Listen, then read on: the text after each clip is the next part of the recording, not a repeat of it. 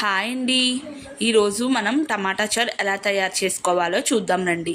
ముందుగా ఒక గిన్నె పెట్టి అందులో కాస్తంత నూనె వేసుకొని మిరియాల పొడి, ఉల్లిపాయ ముక్కలు, అలానే మెత్తగా గ్రైండ్ చేసి పెట్టుకున్న టమాటా ప్యూరీ వేసుకొని అందులోనే కాస్తంత అల్లం వెల్లుల్లిపాయ పేస్టు, ఉప్పు, పసుపు, కారం, కరివేపాకు, కాస్తంత ధనియాల పొడి కూడా వేసుకొని నాలుగిటిని బాగా ఫ్రై చేసుకోవాలి. ఇలా బాగా ఫ్రై అయిన తర్వాత అందులోనే వాటర్ వేసుకొని అలా పైన కొత్తిమీర, కాస్తంత చింతపండు వేసి బాగా మరగనివ్వాలి. ఇలా మరిగిన తర్వాత దాన్ని తిరగమూపు పెట్టాలి.